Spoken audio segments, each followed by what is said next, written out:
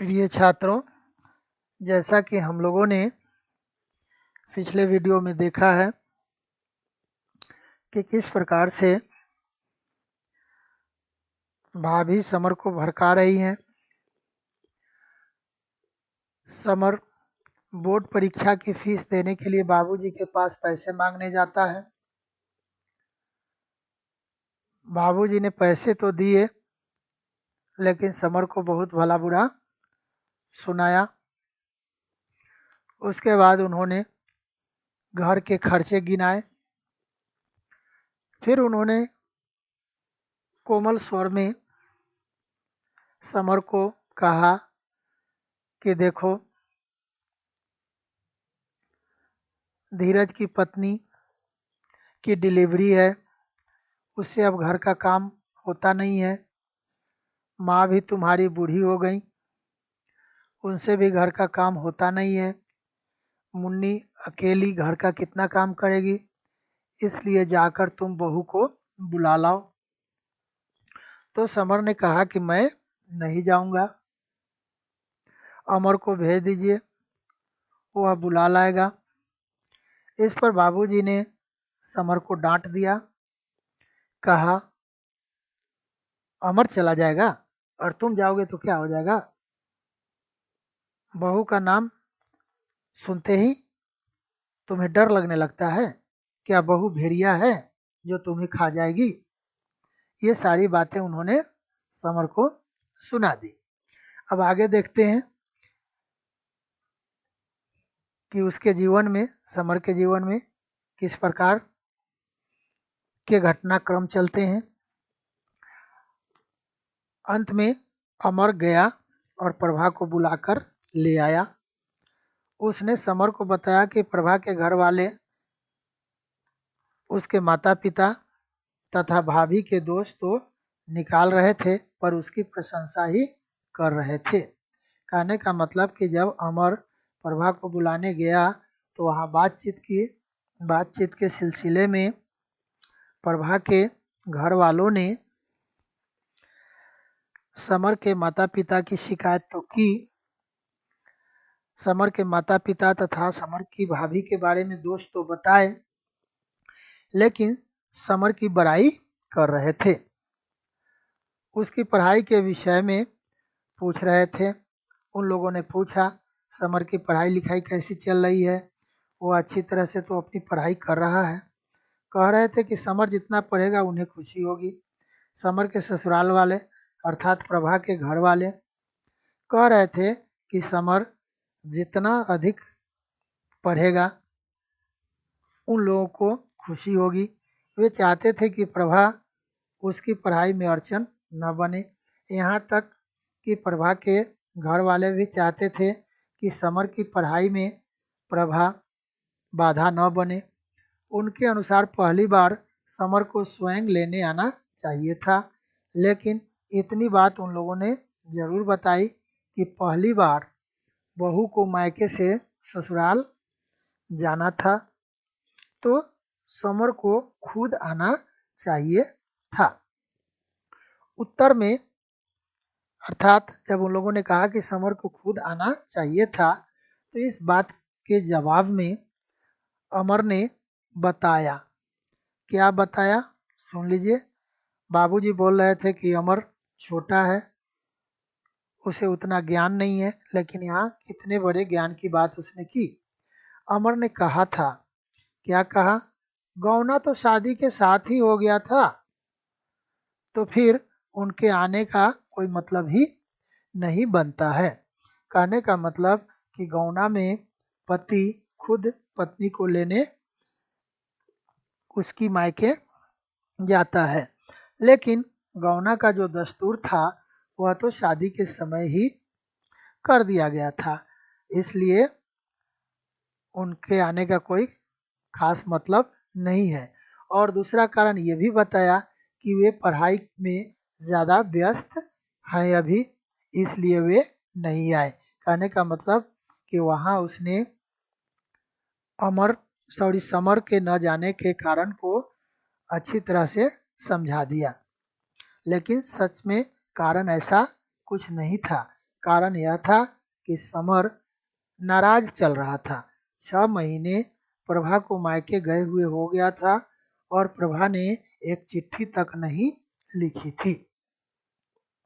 अमर की बात सुनकर समर ने आत्ममंथन करना शुरू किया।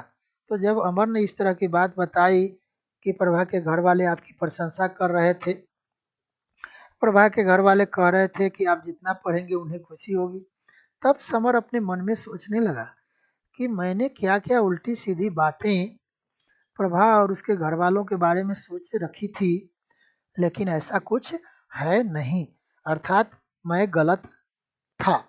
वह सोच रहा था कि सुहाग रात के दिन वह प्रभा से क्यों नहीं बोला। अब उसे ग्लानि हो रही है, पछतावा हो रहा है कि सुहाग रात के दिन उसने अपनी पत्नी से बात क्यों नहीं की। क्या इसलिए कि प्रभा समर को देखकर भी गठरी बनकर नहीं बैठ गई थी और यूं ही खड़ी थी। अब क्या ये सोचकर कि समर जब कमरे में प्रवेश किया तो समर को देखकर वह शर्माई नहीं, या वह ज्यों के त्यों खड़ी रह गई थी। इसी कारण यह समर की आकांक्षाएं बहुत ऊंची थी और वह उनमें नारी को बाधक मानता था, या समर का जो एम्बिशन था वो बहुत ऊंचा था और अपने एम्बिशन को पूरा करने में वह औरत को बाधा मानता था, इस कारण से बात नहीं की। क्या उसका विवाह उसकी इच्छा के विरुद्ध कर दिया गया था, इसी कारण से। तो इसमें प्रभा का क्या दोष है? समर की शादी समर की इच्छा के विरुद्ध कर दी गई, तो इसमें दोष तो माता पिता का है, प्रभा का क्या दोष है? उस प्रश्न का उसके पास कोई ठोस जवाब नहीं था। वह एक भावुक आवेश से भर गया। वह इमोशनल आवेश मतलब क्रोध में भर गया। उसे अपना उस दिन का व्यवहार गलत ही नहीं मूर्खतापूर्ण भी लगा। अब उसे सुहाग रात के दिन जो उसने व्यवहार किया था वो व्यवहार सिर्फ गलत ही नहीं मूर्खतापूर्ण भी उसे लगा, और जिसके कारण वह आत्मग्लानि से भर गया। कहने का मतलब कि उसे आत्मग्लानि होने लगी, खुद पर शर्मिंदा होने लगा। अमर ने बताया था कि प्रभा के माता पिता ने कहा था कि वह कमजोर हो गई थी। कहने का मतलब अमर ने यह भी बताया कि प्रभा जब ससुराल से अपने माता पिता के घर गई तो वह बहुत कमजोर होकर गई थी। डॉक्टर को दिखाने की जरूरत हो तो दिखा देना। उन्होंने अमर से कहा कि वह जा रही है, यदि डॉक्टर से दिखाने की जरूरत हुई तो प्रभा को डॉक्टर से दिखा देना। यहाँ बाबूजी ने कहा था कि प्रभा घर के काम में हाथ बटाएगी। अब वहाँ प्रभा के माता पिता कह रहे हैं कि वो बहुत कमजोर हो गई है, जरूरत पड़े तो उसे डॉक्टर से दिखा देना। और बाबूजी यहाँ प्लान करके रखे हुए हैं कि वो आएगी तो घर का सारा काम करेगी। पूरे काम का बोझ अब उस पर ही पड़ने वाला था और साथ में वो कमजोर भी हो गई है। यद्यपि समर को घर चलते समय बड़ी झिझक लग रही थी। समर को घर चलते समय बड़ी झिझक लग रही थी, घर जाते समय बड़ी झिझक लग रही थी, लेकिन उसे लगा कि उसकी उदासी छंट गई थी। लेकिन उसे लगा कि उसकी उदासी छंट गई थी। आप यहाँ कहेंगे कि बातचीत तो हो रही है, तो फिर घर चलते समय का मतलब यहाँ यह है कि जब समर कॉलेज से आया तो अमर प्रभा को लेकर आ गया था और अमर दरवाजे पर ही बैठा था और अमर और समर के बीच बातचीत होने लगी। तो बातचीत के सिलसिले में अमर ने ये सारी बातें बताई। अब वह घर के भीतर जाने में झिझक रहा था क्योंकि उसे आत्मग्लानि हो रही थी। वह अपने आप में शर्मिंदा महसूस कर रहा था क्योंकि उसने प्रभा के बारे में क्या क्या गलत फहमियाँ पाल रखी थी, लेकिन ऐसी कोई बातें नहीं थी। उसमें उत्साह का संचार हुआ और उसे थोड़ा साहस हुआ। उसे विश्वास नहीं हो रहा था कि प्रभा ने घर जाकर उसकी कोई बुराई नहीं की। अब अमर के कहने के अनुसार कि प्रभा जब अपने माता पिता के घर गई तो उसने समर की कोई शिकायत नहीं की, लेकिन समर को विश्वास ही नहीं हो रहा है कि उसने ऐसा नहीं किया होगा। समर को विश्वास हो रहा है कि नहीं, वह जरूर कुछ न कुछ अपने माता पिता को मेरे बारे में बताई ही होगी। घर में प्रवेश करते ही मुन्नी ने चिल्लाकर कहा कि भाभी आ गई है। अब जैसे ही समर घर में प्रवेश किया तो मुन्नी ने चिल्लाकर कहा कि भैया भाभी आ गई। खुले दरवाजे के सामने ही कमरे में उसका संदूक देखा। घर कमरे का दरवाजा खुला था। कमरे का दरवाजा खुला था तो इसको नजर आ गई कि जिस संदूक को लेकर, बॉक्स को लेकर प्रभा आई थी, वह बक्सा रखा हुआ था। मन प्रसन्न था। उसके मन में कमरे के परिवर्तन को देखने की उत्सुकता जाग गई। अब समर फिलहाल तो कमरा में अकेले रहता था और कमरे को अस्त व्यस्त करके रखता था, तितर बितर करके रखता था। कोई भी सामान सिलसिले से रखा हुआ नहीं होता था। अब प्रभा आ गई घर की रख रखाव करने के लिए, तो उसके मन में इच्छा हो रही थी कि जरा घर में जाकर देखूं कि उसने अर्थात प्रभा ने घर के सारे सामानों को फिर से करीने से, सिलसिले से सजाकर रखा या नहीं। संतोष हुआ कि अन्य स्थान न होने के कारण प्रभा उसी के कमरे में रहेगी। अब समर को यह भी संतोष हुआ कि प्रभा के रहने के लिए दूसरा कमरा तो है नहीं, इसलिए प्रभा उसी के कमरे में रहेगी। अंदर खूंटी पर वह चादर टंगी थी जिसे वह ओढ़ कर आई थी। वह जो शॉल ओढ़ करके आई थी अपने मायके से ससुराल, वह शॉल वहीं पर खूंटी पर लटकी हुई थी। तौलिए के नीचे गोल गोल मरोड़ कर माया पत्रिका रखी हुई थी। तौलिया के नीचे एक मैगजीन था जो गोल गोल मोड़ करके अर्थात रोल करके रखी गई थी और उस पत्रिका का नाम है माया पत्रिका। समर ने उसके पेज को पलट कर देखा। माया पत्रिका के पेज को टर्न किया, देखा उस पर मोती जैसे अक्षरों में लिखा था प्रभा। मोती जैसे अक्षरों का मतलब यहाँ हुआ सुंदर हैंडराइटिंग में प्रभा लिखा हुआ था। वह भी अपना नाम उसके बराबर में लिखना चाहता था पर नहीं लिखा। अब समर चाहता था कि उसी मैगजीन पर जिस पर प्रभा लिखा हुआ है ठीक उसी के नीचे अपना नाम वह समर लिख दे, लेकिन ऐसा नहीं किया। सारा सामान चुपचाप रख दिया। अब उसने मैगजीन को उलट पलट कर देखा, तौलिया के नीचे फिर उसको जहाँ का तहाँ रख दिया। अगर देख लिया तो क्या समझेगी। अब समर चुपके से देख रहा था तो समर ने देखा कि मैगजीन को उलटकर तौलिया को हटाकर देखते हुए यदि प्रभा ने देख लिया तो वह अपने मन में क्या सोचेगी और मेरे प्रति वह क्या सोचेगी कि शायद ये चुपके से छिप छिप कर मेरे सामानों को उलट पुलट करके देखते रहते हैं।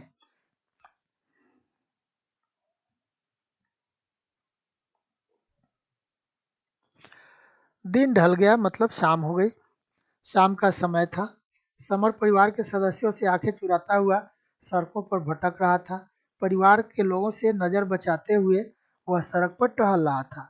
मंदिर के पुजारी का शरणार्थी के साथ दुर्व्यवहार देखकर मंदिर जाना छूट गया था।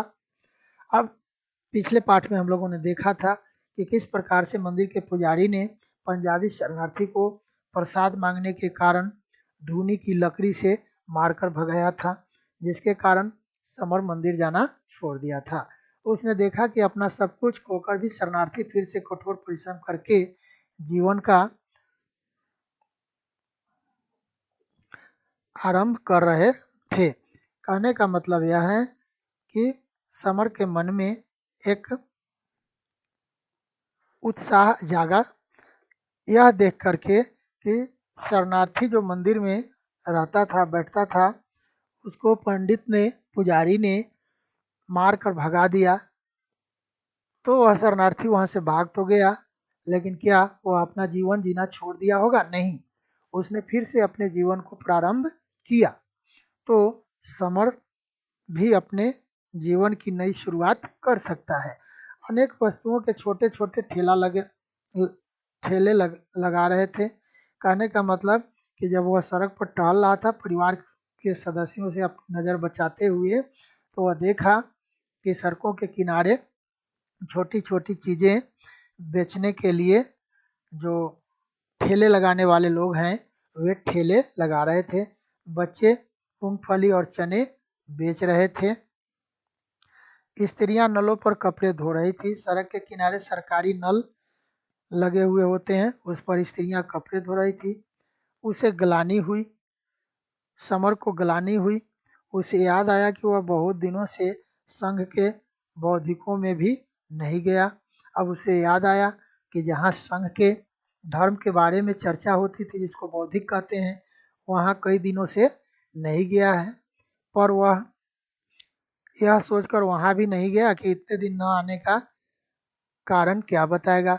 अब वह वहाँ भी नहीं गया, क्योंकि वहाँ जब जाएंगे तो लोग जरूर पूछेंगे कि अच्छा भाई हजरत, इतने दिनों से आप कहाँ थे। तो कुछ न कुछ तो बताना पड़ेगा।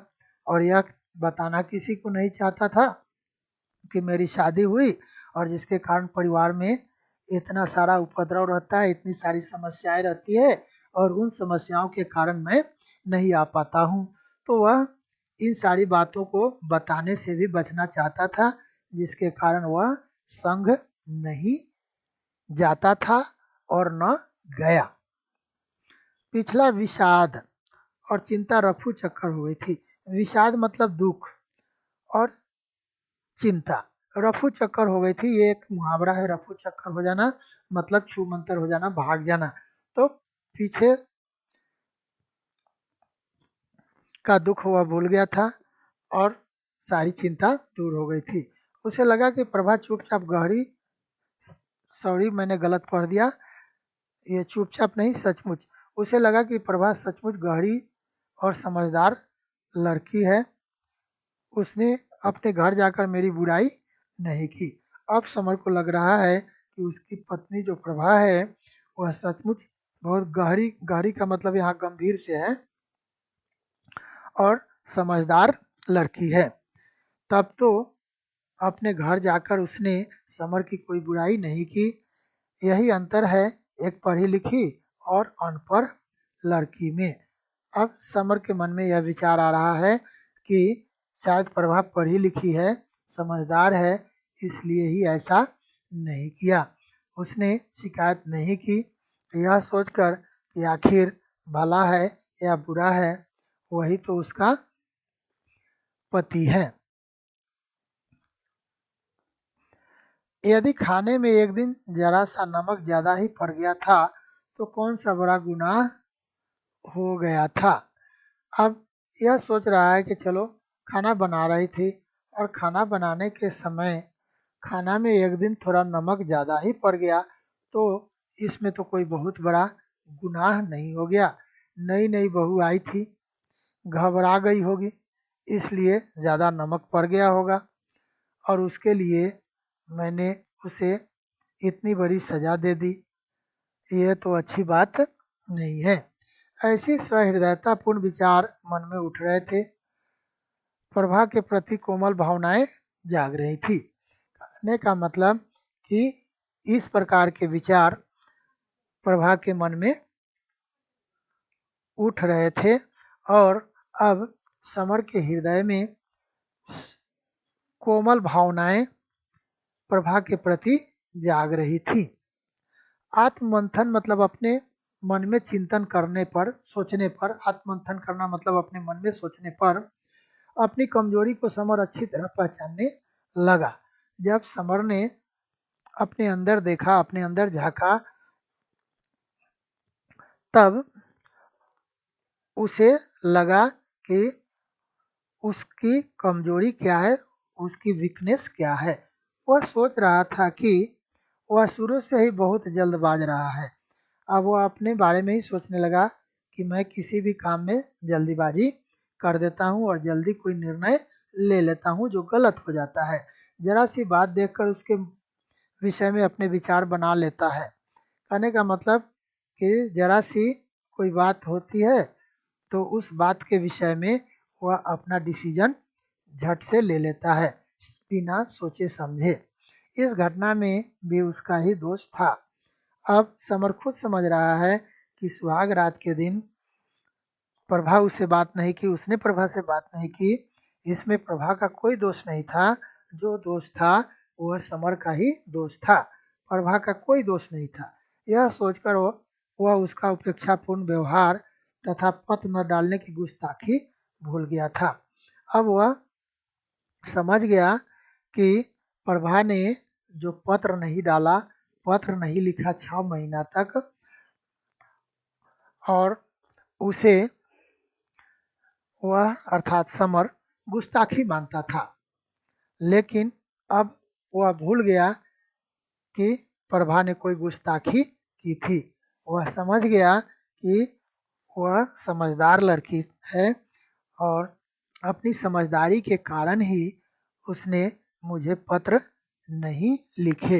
यदि वह मुझे पत्र लिखती तो हो सकता था कि उसके दुख तकलीफ को जान करके मेरा मन और विचलित हो जाता, इसलिए उसने पत्र नहीं लिखकर अच्छा ही किया। घर पहुंचने पर भाभी ने हंसकर ससुराल से आई मिठाई खाने को कहा। जब यह घर पहुंचा तो भाभी ने हंसकर मजाक के भाव में समर से कहा कि ससुराल से आई मिठाई खाओ, परंतु समर ने व्यस्तता दिखाते हुए जल्दी से खाना परोसने का आग्रह किया। लेकिन समर ने कहा कि मुझे जल्दीबाजी है, थोड़ा खाना जल्दी परोस दीजिए। खाना खाने के बाद वह लालटेन लेकर के पढ़ने बैठ गया। और क्या पढ़ना शुरू किया? मैथ्यू अर्नाल्ड की सोहराब और रुस्तम नाम की किताब पढ़नी शुरू कर दी। कहने का मतलब ये मैथ्यू अर्नाल्ड जो है, अर्नाल्ड ये राइटर है और उस बुक का नाम है सोहराब एंड रुस्तम। वो पढ़ने लगा। पढ़ने में मन नहीं लग रहा था, प्रभा की प्रतीक्षा कर रहा था, पढ़ने में मन नहीं लग रहा था। 6 महीने बाद उसकी पत्नी घर आई थी तो वह उसके आने का इंतजार कमरे में कर रहा था। घर का सारा काम पूरा करके तथा यहाँ वहाँ की सारी बातें बताकर सुनकर ही वह आएगी। अब वह सोचने लगा कि घर में जितने सारे काम हैं, सारे काम को निपटाएगी पहले, फिर इधर उधर की सारी बातें करेंगी, उसके बाद तब वह कमरे में आएगी।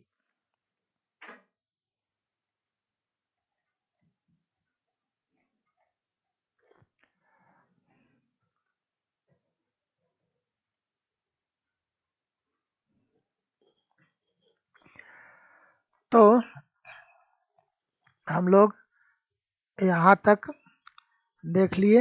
एक पैराग्राफ और देखते हैं, उसके बाद इस वीडियो को हम लोग यहीं पर स्टॉप करेंगे। माँ की उपेक्षा उनकी आवाज़ न आने से पता लग रही थी। माँ की उपेक्षा कहने का मतलब कि माँ नेग्लेक्ट कर रही थी। इस बात का पता चल रहा था कि माँ की आवाज़ कहीं से नहीं आ रही थी, मतलब माँ अनदेखा कर रही थी। जरूर प्रभा मुन्नी के पास होगी। तो प्रभा अभी कहाँ होगी? मुन्नी के पास होगी। कुछ देर में प्रभा आई, आहिस्ता से संदूक खोला, कपड़े निकाले और बाहर चली गई। बक्सा को खोली, बक्सा से कुछ कपड़े निकाले और वह वहाँ से चली गई। समर सुनकर सारी बात का अनुमान लगा रहा था। अब समर संदूक के खुलने, उससे कपड़े निकलने से जो आवाज़ आ रही थी, उस आवाज़ से वह अनुमान लगा रहा था। मन विभोर हो रहा था। मन विभोर हो रहा था मतलब मन खुश हो रहा था, क्योंकि वह इंतजार कर ही रहा था और वह आ गई थी। अपने भीतर व्याप्त होने वाली इस विचित्र उल्लास की उष्णता को वह समझ नहीं पाया, पर उसका प्रभाव उसके रोए रोए में समा गया।